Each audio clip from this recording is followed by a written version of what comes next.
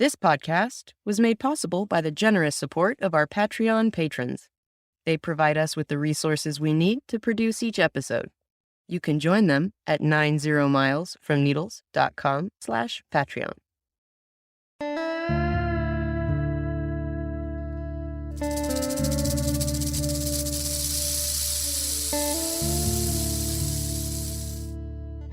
The sun is a giant blowtorch aimed at your face. There ain't no shade nowhere. Let's hope you brought enough water. It's time for 90 Miles from Needles, the Desert Protection Podcast with your hosts Chris Clark and Alicia Pike. Hey there, welcome to 90 Miles from Needles. This is Chris. Alicia is on assignment. We're going to be talking about one of the desert's most amiable, most popular denizens, the desert tortoise, an ancient species that is superbly well adapted to the deserts of the Southwest and that really wants to coexist with humans if only we would let it. Going to be talking to a couple of good friends of mine who work on tortoise issues. But first, let's roll the clock back to 2010. It's the Obama administration, and there's a bit of controversy over the desert tortoise and the role it seems to be playing in slowing down the implementation of desert solar. Solar projects in the desert take up a lot of room, and for various engineering reasons, developers tend to want to put solar in places that desert tortoises live in. It's becoming an issue in 2010 to the point where Vice President Joe Biden decrees that an interagency website collecting science on desert tortoises should be abolished, in possibly one of the first big conservation-related gaffes of his career. If you want more details on that, Google Biden and deserttortoise.gov. In the meantime, the U.S. Fish and Wildlife Service puts out a video talking about overall threats to the tortoise, and it does mention solar, but it points out a whole lot more threats. The approach and the styling may be a little bit dated, a little bit folksy, and the intent may well have been to point out that there were a whole lot of things that were bigger threats to tortoises than solar, which is debatable. But despite likely ulterior motives on the part of the funders, the video remains a pretty good source of information. We're going to excerpt from it throughout this episode, and we will link to it in the show notes, starting now. Here's the intro to The Heat is On, Desert Tortoises and Survival by the U.S. Fish and Wildlife Service. Hello, newborn desert tortoise. Welcome to your world. Look around. Break out of your shell and explore what lies ahead. Okay, I'm not going to do this throughout the entire episode, but I feel like I should clarify that the video shows at this point a tortoise hatching. Encouraging tortoises to break out of their shells is not something we generally do outside of that particular context. That annoying nitpick aside, let's get back to the Fish and Wildlife Service. Break out of your shell and explore what lies ahead. Stretch your legs. Feel the desert soil. One thing for sure, though, it won't be easy.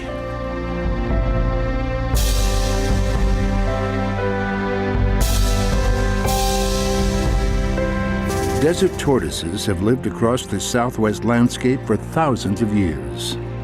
Their adaptation to its extreme, harsh environment is amazing.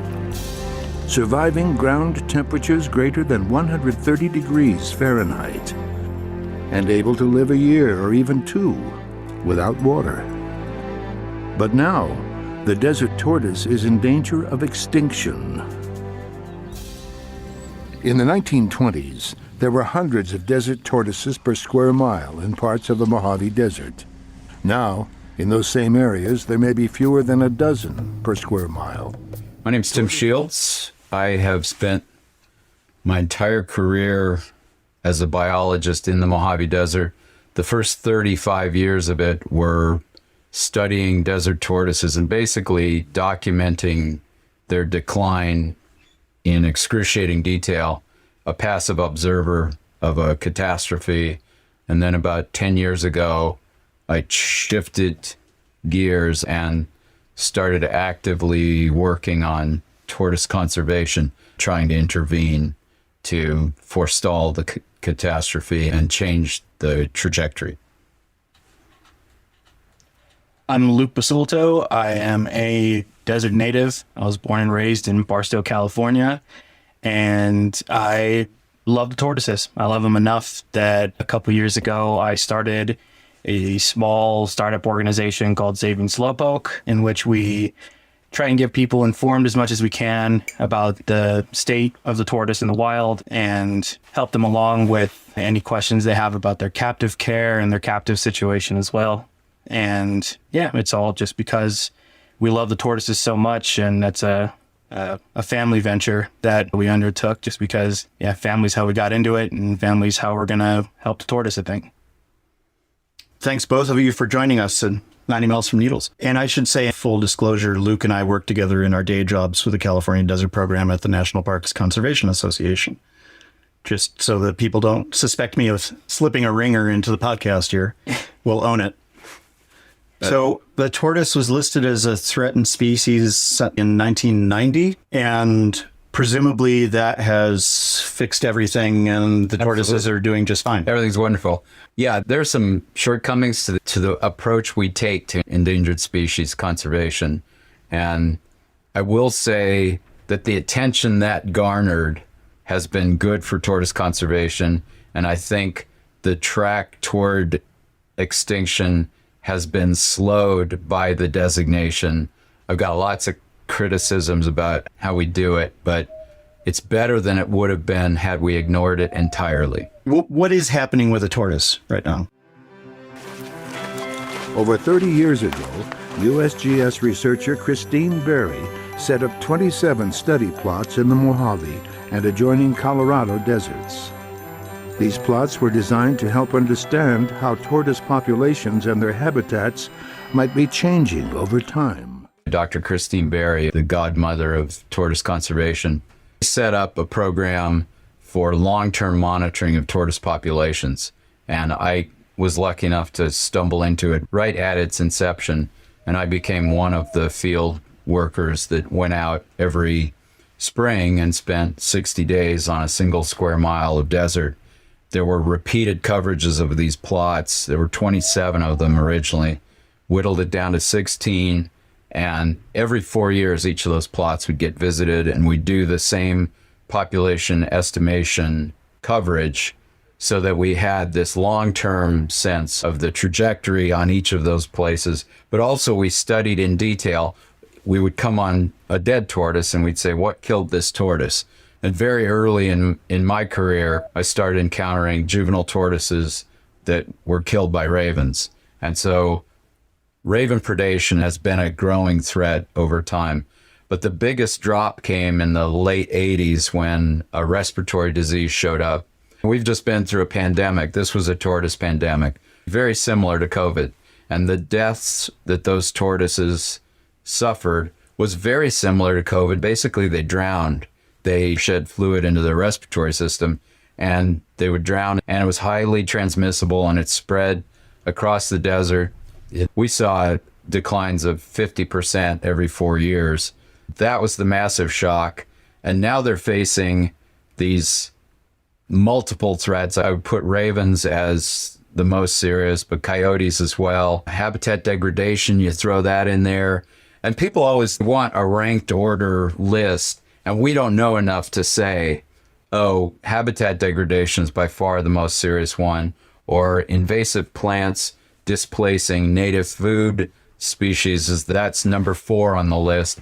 It's not like that, but the way I look at it is identify the existential threats, and there's a bunch of them. And to me, the problem of raven predation was the most manageable of the likely existential threats. So that's what I've been spending my time on, is how do we address that one? I know we can manage the raven threat, and I raised my hand to do that one.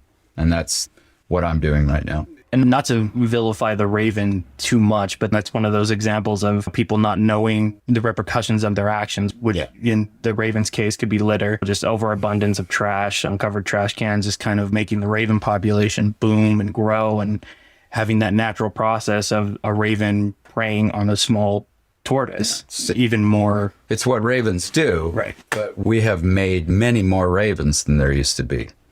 I don't have as many Mojave years under my belt as Tim does, but I do remember being in the Mojave at a time when if you saw a raven, there were generally like 1 or 2 of them at a time. But That seems to be the exception to the rule these days. Absolutely. Seeing a mated pair of ravens and no other ravens. And Christine Berry, this killed us when she came up with it. It was brilliant. Christine is this amazingly prescient conservation biologist. And she, might have been 1985 or something, she made us write down, we had a form. Every time we saw a raven, we had to write down that we had seen this raven. We had to tell what it was doing, what direction it was flying, GPS location, down the line. And I was like, oh my God, this is just going to be such a pain in the butt. But it gave us the numbers and the rise in ravens. And at that point, ravens were well into their boom, but it gave us the numbers, and we can look back and see the growth in raven numbers on those particular plots. But it's just, the eye test has been, it's remarkable how many more ravens there are now. Curious, Luke, whether the experience that you have, both just as a person living in the desert and in the jobs you've had doing land management and assessment of biological diversity on parcels, things like that, whether that jibes with your observations about tortoises. It does, yeah. Ravens are very clearly a huge problem. When I worked for the Mojave National Preserve under their biologist there, my job was to survey power lines and just look for signs of raven predation, just so we can see if those ravens were the ones that were taking the tortoises. One of the most grim jobs I've had, but yeah, just seeing how prevalent it actually is really puts it into perspective. And yeah, when you find 5 or 6 baby like hatchling tortoise shells underneath a power line, you look up and you see the raven up there just squawking at its babies, and yeah, it's a tough one to see. In another section of The Heat is On, longtime tortoise biologist Larry Lepre finds tortoise shells under power lines. The easiest place to find raven nests is underneath power towers. Here's a tortoise that's been eaten by a raven. It's a characteristic that they'll peck a hole in the top to kill it. In northern forests such as Maine, ravens are still a wilderness bird. In the Mojave Desert, which has had urban sprawl and so many human modifications, ravens have increased up to 1,000% in the last 50 years. And the availability of food has just caused this huge population increase. They're social birds, and they congregate around landfills, around sewage ponds, around fast food restaurants, cattle yards, horse properties, anywhere where there's easy food. But the ones that have learned to eat juvenile tortoises, they can decimate a generation of tortoises right around the nest. I think one of the interesting things about the tortoise, and the reason I think people pay so much attention to it, is that in the post-World War II phase, there were still millions of tortoises in the desert, and hundreds of thousands of those got hauled off to Los Angeles and Las Vegas and Phoenix, and a couple of generations of human beings grew up around tortoises. They were captive tortoises, but they were doing tortoise things, and tortoises are just inherently charming animals. So I think the entire ecoregion that contains the Mojave Desert, the human beings there were charmed by tortoises on a massive scale, such that when threats arose for the tortoise, there was a built-in constituency, a really powerful conservation constituency that was accidental. It was a byproduct of the fact that so many tortoises got hauled off to live in backyards in LA. My dad's story about how the tortoise affected our family in a similar way that Tim just described. Rather than him meeting a tortoise in like Los Angeles where it was taken out of the wild, he was the transplant. He met it out in the desert. Yeah, that moment for him, I think, was what made him fall in love with the desert. And it was through that he taught us that same love for the desert and that appreciation for the desert through the tortoise. My dad worked out at Fort Irwin, which is a military base out north of Barstow. And he worked the live fire range for many years. And he, as the story goes, the day was winding down. He was waiting for some targets to be set up before he ended his day. And he was laying under his truck just to get out of the sun and the heat. And he said that he heard this little crunching walking up on him and looked to his left. And there was a desert tortoise trying to get under the car for the same shade.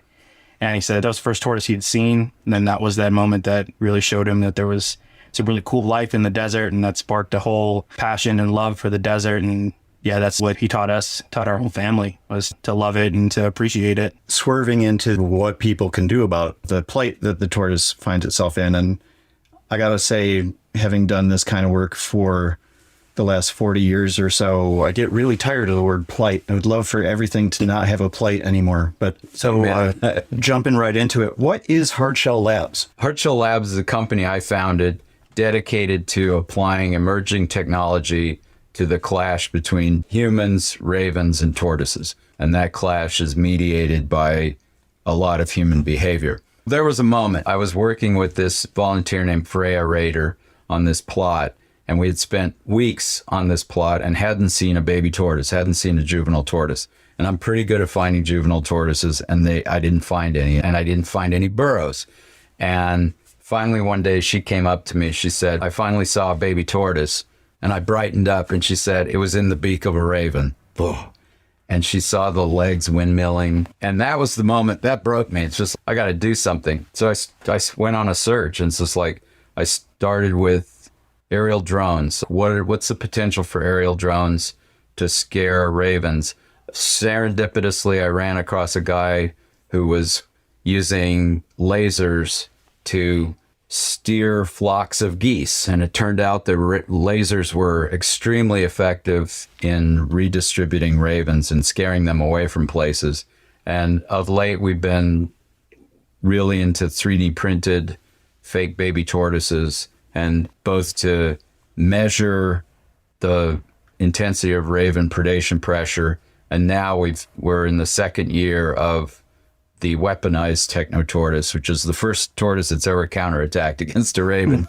Awesome. Ravens come in, they peck at them. There's some complex electronics that basically sense when the model is being jarred at a certain intensity. We have a spray system that sprays a non-toxic but very irritating material in the face of the raven. And it's called aversive training. We're trying to get ravens, trying to train them to avoid juvenile tortoises. So we're just throwing everything we can at the problem and finding all these tools. And now we're at the state, like we're now working on internet connection to remotely operated devices. So the potential to have a laser out in the world and to be able to operate it from a laptop. And that is a way we have to be efficient about this. How can a single human consciousness have as broad an effect as possible? And one way would be a single operator monitors 20 sites. And another thing we're attacking, and I will say we're attacking this problem, is the subsidy sites that are generating this huge increase in raven populations. We're now working with Fish and Wildlife Service and other interested entities in denying ravens access to these subsidies. And I'm about to go into the second year of a project at a sewage treatment plant and an organic composting facility in Victorville. And we're applying lasers to drive ravens away from these sites. And we're having spectacular success at that. About 6 or 7 years ago, I met you out at a composting facility in The very one we're Victorville. yeah, no, That's yep. the same one. For those of you who are interested, we will leave the link in the show notes to the story I wrote for KCET about that day in which... That was a funny story too. You got, everybody should look it up. It's a very amusing story. I'll just spoil it a little bit by saying I arranged behind Tim's back to have myself shot with a laser. Yes. Just so that I could... He was a very naughty boy. I could testify that it wasn't actually hurting the ravens because I knew somebody was going to ask. Yeah. But so how has that work gone? Oh, incredible. We've just continued with it. So that was a handheld green laser. That required a single operator basically firing a rifle-like configuration of a laser. And that's very labor intensive. So I recognized like that was at the phase of we were asking the question, can a laser be used to drive birds away from here? And we were spectacularly successful with that. But there were two of us in a bunker and we had about 95% or more reduction in 4 days. Like they don't habituate to the laser. They hated it. They went away temporarily.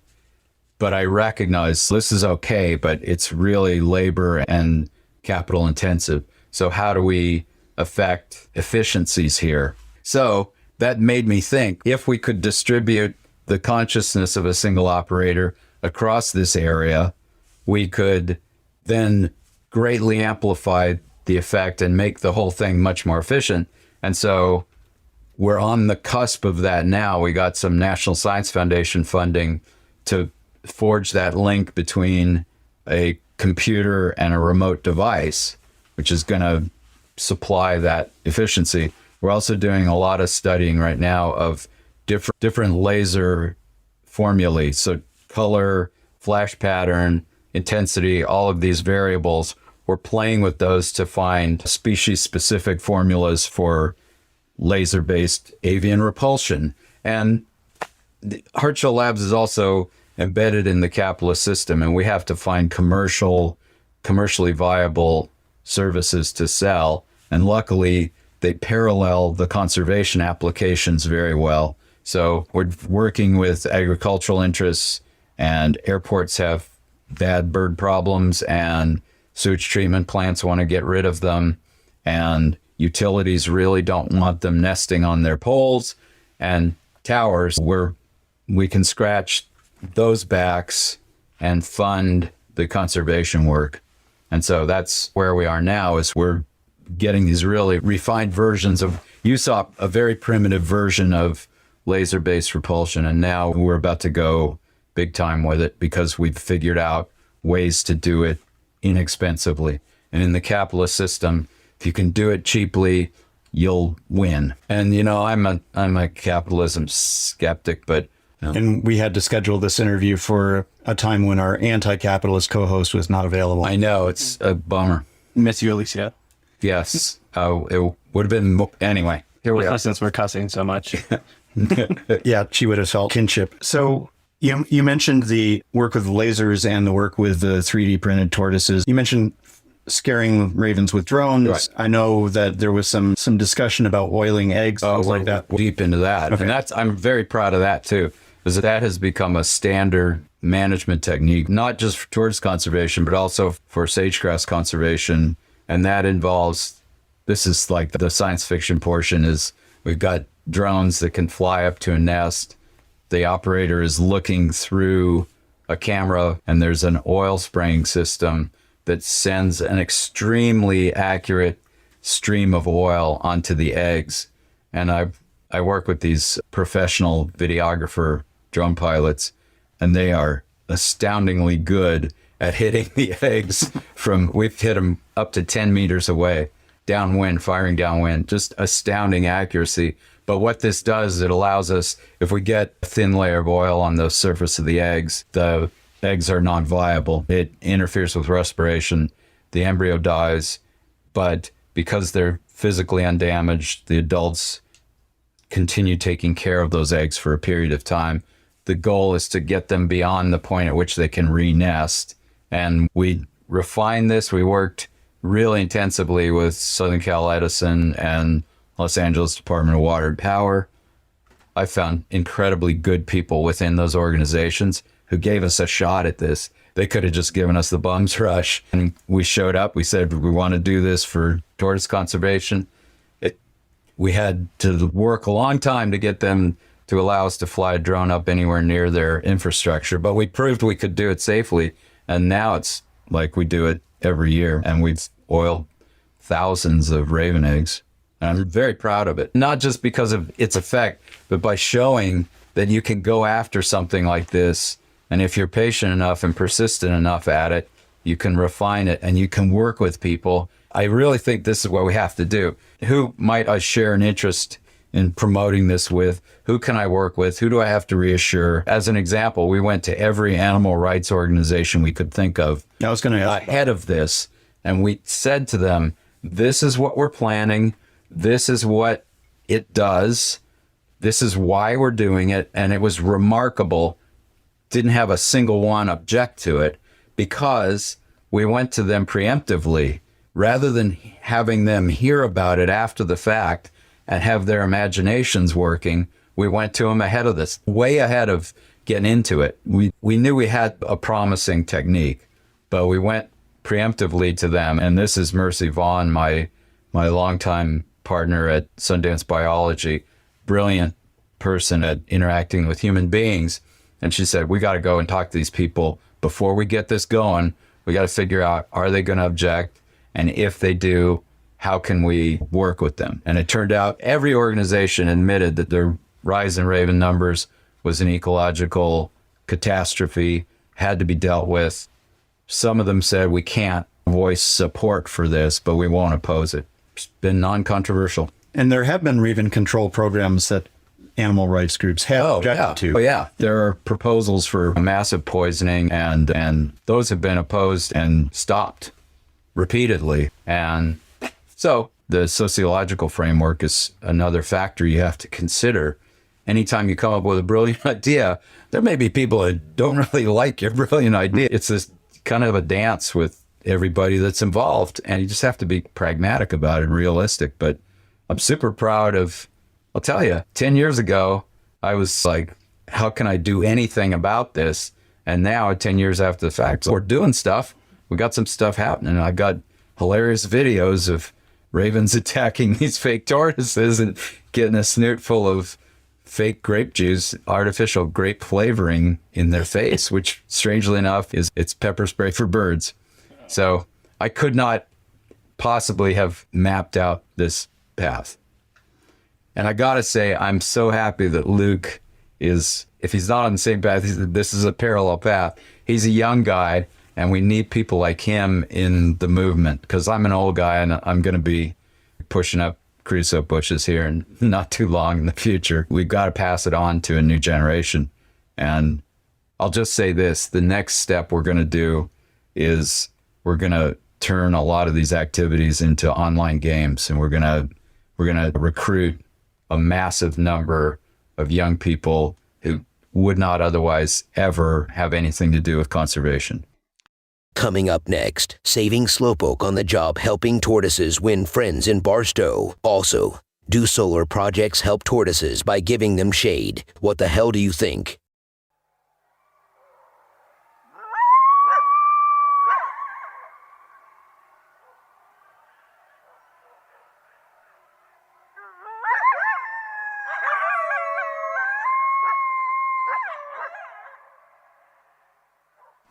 Hello, I'm Petey Mesquite, host of Grow We Native from KXCI Tucson. Each week since 1992, I've been sharing stories, poems, and songs about flora, fauna, family, and the glory of living in the borderlands of southern Arizona. Recent episodes of Grow We Native are available at kxci.org, Apple Podcasts, and PRX. The desert is beautiful, my friends. Yeah, it is. Desert News for November 7th, 2022. Well, that stretch of land between Pahrump, Nevada and Las Vegas that we visited in our episode on the Yellow Pine Solar Project is not getting any breaks whatsoever. In addition to Rough Hat Clark County Solar, which we talked about in the news last episode, EDF Renewables also wants to develop the Tortoise Solar Project, which would be a 1 gigawatt solar photovoltaic project and occupy 9,680 and a half acres of public land. This would be essentially a replacement of upland Mojave habitat that is currently home to desert tortoises, badgers, coyotes, bobcats, any number of interesting reptiles, Joshua trees, ancient Mojave yuccas, ancient ephedra. This is all part of the land rush that stems from the proposal of Greenlink West, which is a major transmission line that would run from Reno to Las Vegas, more or less. The intention of that transmission line being to siphon sunlight turned into electricity to the factories of Reno, and not coincidentally to encourage building of factories in Reno. We'll be getting out there early in the year to report on Rough Hat Solar and Potosi and progress on Yellow Pine, and hopefully to get a little bit more time with Shannon Salter. For more information, you can follow Basin and Range Watch on Twitter if you're still doing Twitter in the soon-to-happen post-Elon Musk era. They can be reached at Basin Range, or check out their website at basinandrangewatch.org. You'll also notice on Basin and Range Watch's Twitter feed notification that the Jean Lake Solar Project would occupy 4,500 acres in the Mojave Desert in Hidden Valley, which is just south of Las Vegas on the foot of the McCulloch Range, not far from Mojave National Preserve and the proposed Aviquame National Monument. Undisturbed, excellent desert tortoise habitat. It's an absolute treasure of a valley. We got to do something about Nevada, folks. The environmentalists in Nevada need our help. Meanwhile, Arizona Governor Doug Ducey continues to violate federal law by ordering the stacking of shipping containers along the border to function as an impromptu and entirely penetrable border wall. In October, Ducey said in a news release, the lack of planning and action from the Biden administration demonstrates that border states like Arizona cannot rely on the federal government to ensure its security. Arizona is taking action to protest on behalf of our citizens. Arizona is going to do the job that Joe Biden refuses to do, secure the border in any way we can. Ducey ordered the installation of more than 100 double-stacked containers along the wall near Yuma over the summer, prompting a letter from the Bureau of Reclamation, the federal agency that oversees dams and waterworks, which called for the existing containers to be removed and no new ones placed. Despite Ducey's claim that he is hardening the border against unwanted crossings, a local tribe, the Cocopa, along the Colorado River, has also asked the state to remove the shipping containers. Tribal officials say that they have been working with federal, state, and local law enforcement to secure the border, including approving ground-mounted cameras and Normandy-style barriers, which are mainly useful for preventing vehicle traffic. The tribe complains that the state has placed 42 double-stacked containers on its land, and that containers placed outside the reservation has funneled traffic through the reservation. According to the Center for Biological Diversity, the shipping containers obstruct a critical jaguar and ocelot migration corridor, and even a cursory glance at news photos of the wall shows if you know anything about shipping containers and the ease with which they are cut, modified, knocked over, etc., this ain't nothing but political show. Don't even have to have people opposed to the wall knocking on the containers for the container wall to fail. The first good strong wind or haboob or flash flood is going to knock these things down. Until then, anybody with a portable cutting torch will be able to carve doors. 2 residents of Elko, Nevada were sentenced early in November for desecrating a sacred Native American site in Basin and Range National Monument with graffiti. Jonathan Pavon and Daniel Plata, both of Elko, pleaded guilty to conspiring to paint graffiti at White River Narrows, including an approximately 20-foot-long image on a rock face that contains petroglyphs, according to the U.S. Attorney's Office for the District of Nevada. Pavon pleaded guilty in June to misdemeanor conspiracy and a felony violation of the Archaeological Resources Protection Act. He was sentenced to 6 months for the misdemeanor and a year plus 1 day for the felony. Those sentences will be served concurrently. Plata pleaded guilty in July to misdemeanor damage of archaeological resources, and he was sentenced to 4 months in prison, followed by 8 months of home confinement. In a previous episode, we talked to Shoshone resident Susan Sorrells and the Amargosa Conservancy's Mason Vale about the Shoshone pupfish, a remarkable small fish that survives in one of the driest parts of the American deserts. The Shoshone pupfish's cousin, the Devil's Hole pupfish, is confined to a single deep limestone cave in the Mojave Desert in Nevada, in an outlying section of Death Valley National Park. This year, 263 of them, highest count in some years, live in water that stays around 93 or 94 degrees Fahrenheit in a really remarkably small place, a spring that is significantly smaller than a Olympic-sized swimming pool, the smallest habitat of any known vertebrate. Now, in a paper published just this week in the journal Proceedings of the Royal Society B, UC Berkeley biologists report that the first complete genome sequences of 8 pupfish species, 30 individuals in all, including 8 Devil's Hole pupfish, have been sequenced, and the Devil's Hole pupfish is so inbred that more than half of the genomes of those 8 individuals are identical. Lead researcher Christopher Martin, UC Berkeley's Associate Professor of Integrative Biology and Curator of Ichthyology in the campus's Museum of Vertebrate Zoology, said, high levels of inbreeding are associated with a higher risk of extinction, and the inbreeding in the Devil's Hole pupfish is equal to or more severe than levels reported so far in other isolated natural populations, such as the Isle Royale wolves in Michigan, mountain gorillas in Africa, and Indian tigers. Martin did not compare the pupfish and their genomes to the British royal family that we know of. Martin continued, although we were not able to directly measure fitness, the increased inbreeding in these pupfish likely results in a substantial reduction in fitness. The devil's hole pupfish species is currently doing okay in the wild and in captive population, but this low genetic diversity could spell trouble as the climate changes and human impacts become greater. In podcast news, as we mentioned in the last episode, we will not be releasing new episodes in December. We'll be coming back to you in January. We'll be spending the month of December resting, recuperating, planning for 2023, and we might just publish an episode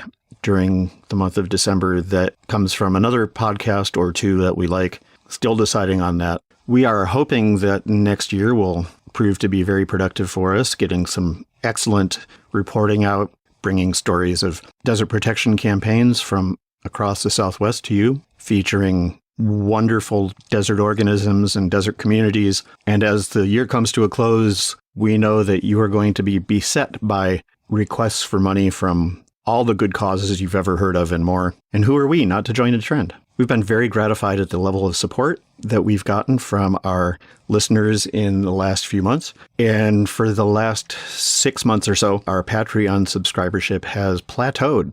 We're not losing subscribers on the net basis, but we have been sitting at around 75 subscribers for quite some time. This is enough to keep us going in emergency lean team mode, but we'd really like to be able to hire people to do produced stories, and we're not going to be able to do that at current levels of support.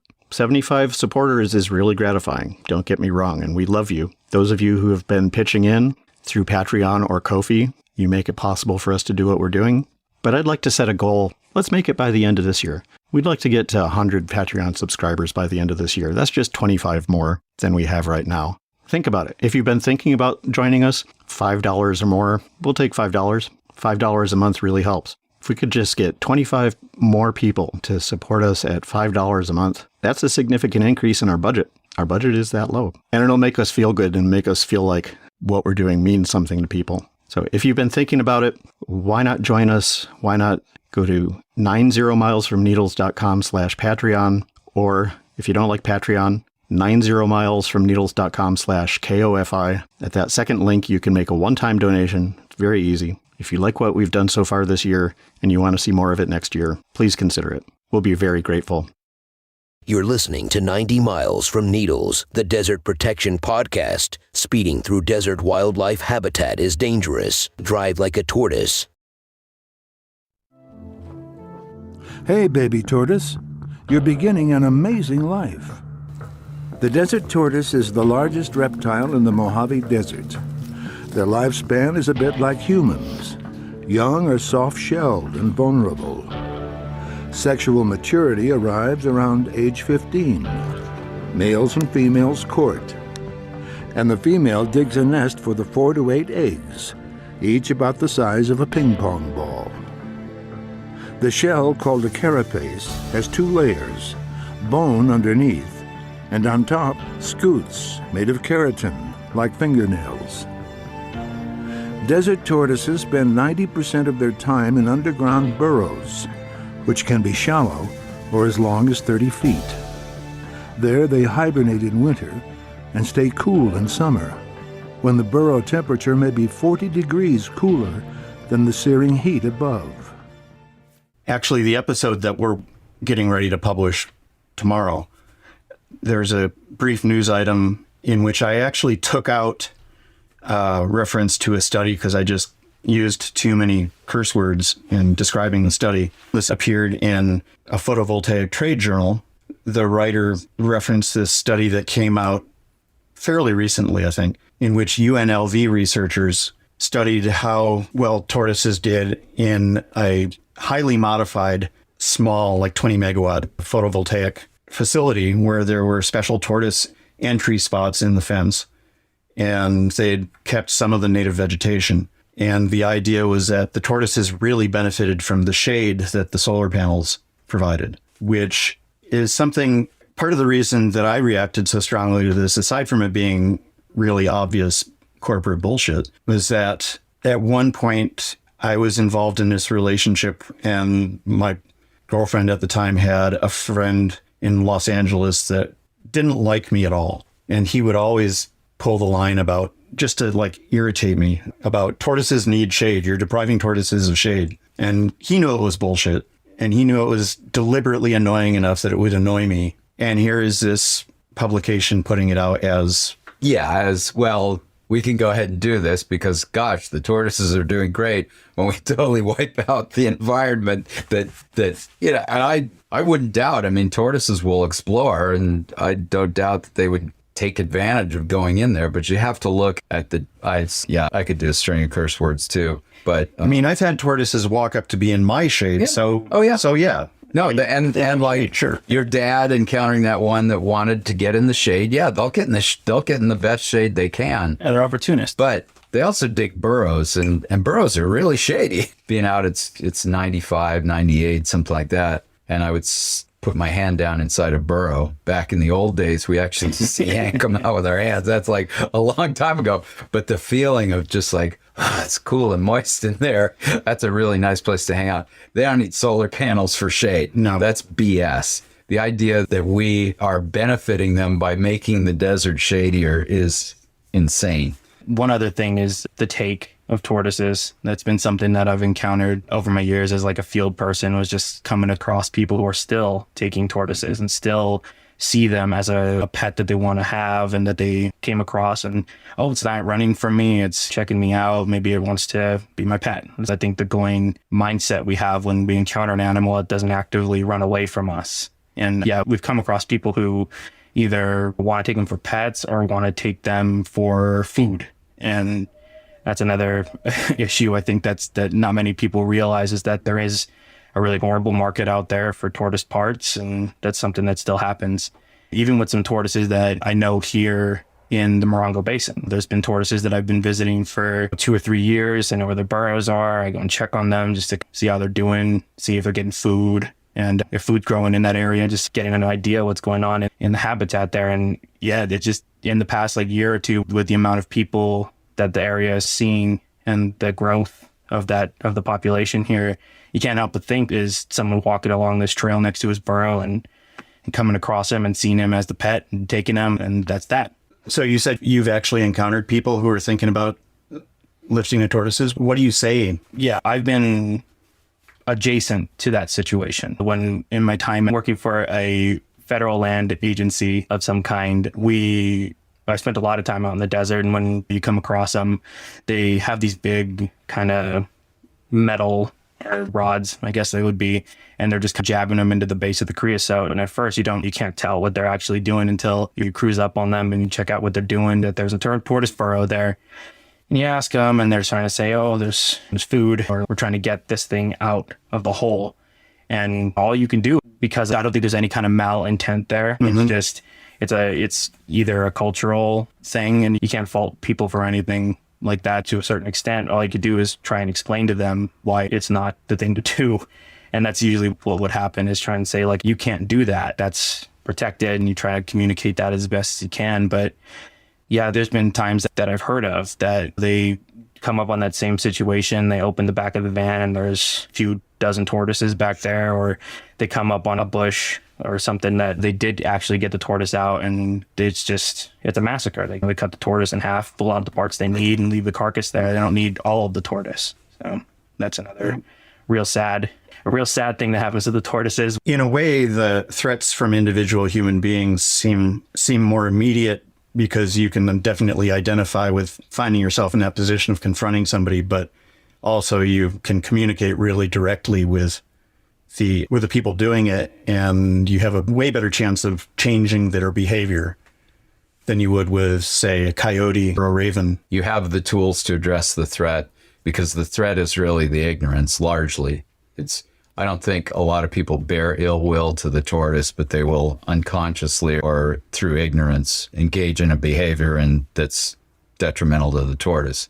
But I don't think anyone wants to wipe tortoises out. The fact that they're getting wiped out is an indictment of the way we're operating on the planet. But Luke is talking about that you can address that threat. You understand it. You understand the motivation. I look at something like invasive plants. They're absolutely silent. And yet I've gone to plots with almost nothing but bromus on it or cheatgrass and found ancient tortoise carcasses. And I look around and it's now a monoculture of an invasive grass. And that is an ecological catastrophe, but it's silent and gradual. Raven predation is relatively dramatic because you can tell it. Here are the picked carcasses of the juvenile tortoises. You can look up at the bird. Like Luke was saying, you look up, they're at their nest. This is obviously the stuff that falls from their nest, the tortoise carcasses. That's fairly direct. And then there's this whole bunch, like habitat degradation is really hard to quantify. Yep. And its effect on tortoises is insidious, but very gradual. I was in Death Valley earlier this year before the roads all washed out. And at the south end of the paved road where the Badwater Road curves off to go over to Shoshone and the valley keeps going to the south, there was just this stretch of miles and miles of the valley where almost all the creosote had died. And creosote can tolerate drought. Yeah. But the only creosotes that were still surviving along the north end of the Harry Wade Road for the first 5 miles or so heading south were those that lived in like the bottom of a drainage or on the north facing side of a slope where they weren't getting quite as much direct sun. All the other creosote was dead. And if you figure if the creosote's dead, then the plants that the tortoises like to eat are not having that good of luck either. And it's the parallel that comes to mind is if you have a whole group of people that have terminal cancer and you're struggling to try and figure out how to address that, and then the ravens are like the equivalent of speeding traffic in front of the hospital, you probably still want to get a crosswalk in there. Yeah. Habitat and food sources, I think, tie into something that's actually really cool about tortoises. Habitat degradation and climate change affect it because of how cool an animal it actually is. This is a large reptile that has evolved to adapt in a place that's very resource deficient. This tortoise comes out and feeds maybe for 2 or 3 months out of the year if it's a good spring. That's where it gets probably the bulk of its nutrients. And then in the summer, all that stuff dries up. So they get a little more nutrients, but they don't get that water. They don't get the fresh new little forbs that are popping up. They have a very narrow window when they can actually eat and when they can drink, just because those things are so fleeting here in the Mojave. And when you bring climate change into the equation, those windows get smaller and smaller. And yeah, it affects the tortoises in that way too. But they're just so specially adapted and so cool of an animal. One thing I'm obsessed with is tortoises drinking water.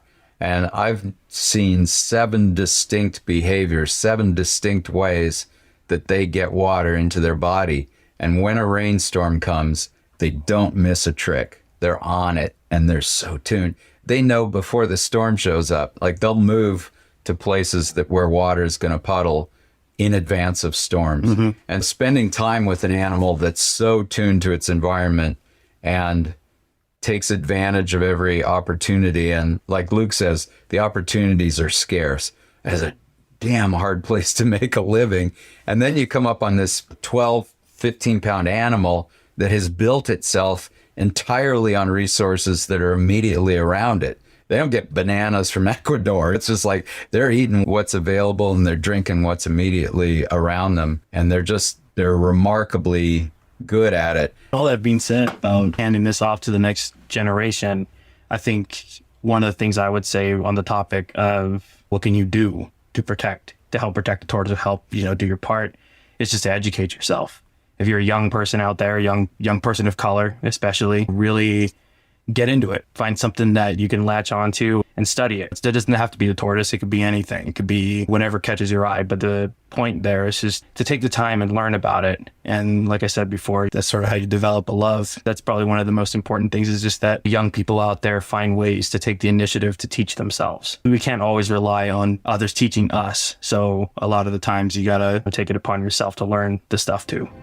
Humans collectively have had a big negative impact on desert tortoise habitat, but people individually can make a big positive difference too.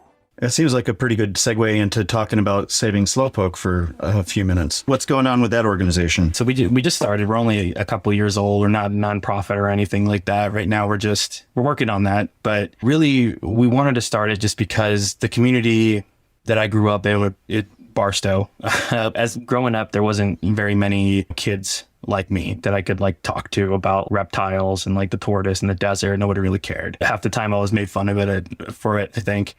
But saving Slowpoke was born out of this need, or that we kind of identified as like something that should be happening, along with the lines of what you were saying, Tim, is just empowering the next generation to sort of get into it. And that's really what we want to do with this organization, is reach out to underrepresented communities like Barstow. Growing up, we didn't have people very often come in and talking to us about how cool the desert was. Growing up in Barstow, you hear how much sucks in the desert, how much Barstow sucks. It's just all these negatives about the desert. And I was lucky to have mentors that showed me that it was a special place and a very unique place, and that helped me build an appreciation for it. And that's all we're trying to do with Saving Slowpoke. We want to get out there and talk to people. We want to share our passion, really show people how passionate we are about it, and hope that is inspiring to some people that look like us. Like I said, this is a family organization. We're all people of color, and that's, I think, ties into the messaging we're talking about, is just trying to get more people who look like me into this field and excited about desert conservation, tortoise conservation. And yeah, we're doing that at Saving Slowpoke through the lens of the tortoise. We're using the tortoise as this initial step into protecting and helping the desert. So the plan is really, we want to begin with communities like Barstow, obviously branching out into other smaller communities in the high desert, probably first. And yeah, just talking to people, showing them tortoises. You put a captive tortoise in front of somebody and suddenly they're lost in it. To see that connection is really what we've worked for, and that's what it is. And who is Slowpoke? Yeah, so Slowpoke is our mascot. She is a adolescent tortoise. She's probably 15 years old or so. She's just reaching the size that they would start reproducing. But she has 3 legs, so she's a little bit slower than most. We chose Slowpoke for our mascot because of the 3 legs and because she's a little bit slower than most.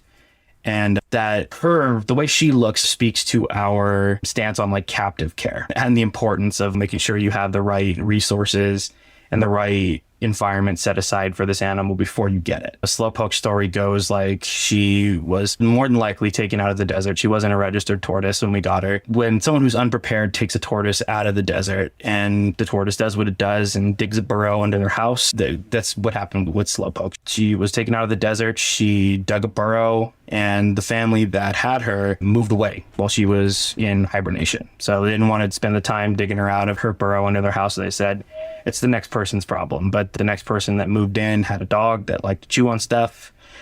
And when Slowpoke came out in the spring, they were surprised. They said, oh, something came out of that hole. Now our dog's chewing on it. So it speaks to making sure that you're prepared when you're taking on an animal that has very specific care requirements. And yeah, that's the other half of Saving Slowpoke, is just really pushing the importance of conservation of wild populations and making people aware of those things and hoping that they want to take a part in it. But the other half is making sure that we're doing our part for the tortoises that are in captivity, that have to remain in captivity for likely the next 50, 60 years of their lives. There's such a large population of captive tortoises that, like, 9 times out of 10, I would say, are being neglected in their care just because people want them as a pet. We have an idea in our mind of how often we should feed a pet, or how we should care for a pet. And there's just not a whole lot of information out there on the appropriate way of caring for it. So we wanted to bridge that gap for people and get more tortoises into qualified homes. And for people that are interested in finding out more, are you like a membership organization? Do you have a way set up for them to give you $100,000 grants? Or I don't think we're set up to take any donations now that we can use as like a tax write-off. But if people want to throw money at us, we're never going to refuse that. We use any donations we get from selling like a t-shirt, or like just somebody wanted to do it out of the kindness of their heart, just goes straight back into the care of the tortoises that we have at home that we use for ambassadors to teach people. So it goes toward their food, their vet bills. Like, it goes into a side fund. We don't like pocket any of that money. We couldn't do that in good conscience. But yeah, we have savingslowpoke.org, and we have a social media account. I think we're on Facebook, but we're definitely on Instagram at Saving Slowpoke. And we'll try and figure out a way to get some video of Slowpoke into the show notes so that people can see that she's actually okay after having been a shoe toy. Oh, definitely. Yeah. She gets around. She moves in circles sometimes, but she gets to where she needs to go, and she still eats. She still drinks. She still does everything a tortoise can do. She even still digs. She digs her own little pallets. It's just like a small depression that tortoises rest at during the day. In our backyard, she digs them under the plants that we have back there. Yep. I had the pleasure of meeting Slowpoke recently, and I can attest that she's a good-looking tortoise. Yeah, she's becoming a star. Yep. I have encountered wild three-legged tortoises, by the way, who just keep going. They're tough animals. Very tough, and they figure out a way. It's just, they're remarkable. Yeah, we've come across some that have been clearly clipped by a car. Just shell, it looks shattered, smashed in, and that thing crawled up and healed. And now it's just a goofy-looking tortoise out there doing its thing. They're super tough. And we should draw attention to a couple points. Do not remove a wild tortoise from wild habitat. That's what really has to stop. And then if you really want a tortoise, there's a huge pool of captive tortoises waiting for qualified adopting families. So there, Cal Fish and Game does the registration, and Luke undoubtedly knows more about that aspect than I do, but that's something to point out. Yeah, we'll make sure and get the relevant info into the show notes. Yep. Yeah, and any of that info, that's why Saving Slowpoke was made. If you need help finding that info, finding the adoption paperwork, finding, the right resources to do research, that's where we are. We're there to help you navigate this whole world so that you don't have to waste time fumbling around. You can get right to it. So just hit us up if you have any questions about adopting or caring for a tortoise. It's killer branding, man. The name is brilliant. That is a brilliant name. I think the value tortoises really give us is by showing us a different way to be earthlings. And we desperately need that. We need these examples. Like, I look at a raven, I go, raven's just a feathered human being. It's just a feathered guy. But a tortoise has a very different way of operating. And we need that. We really do need to learn how to be gentle on our surroundings. Tim Shields, Luke Basolto, thanks so much for coming on the podcast. A pleasure. Thanks for having us. Go tortoises.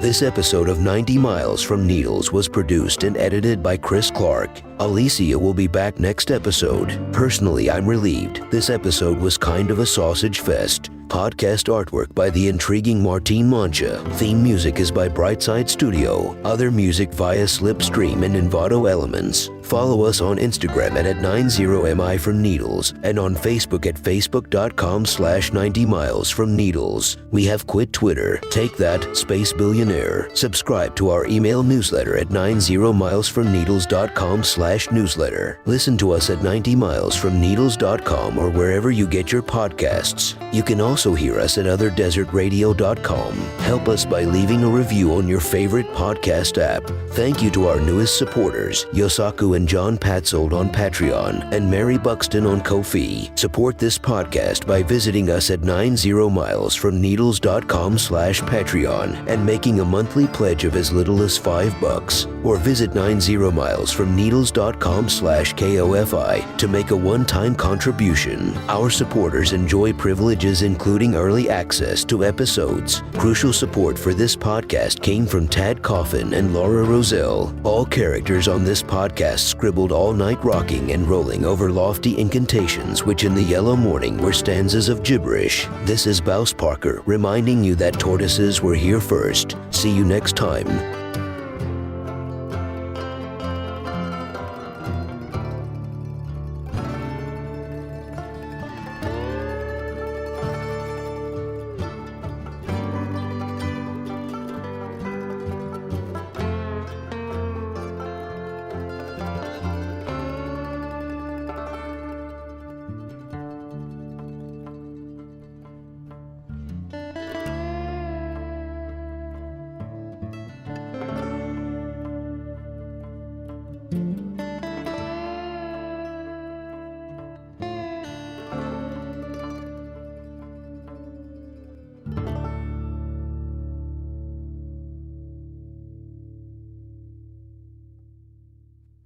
Sit, Hart, sit.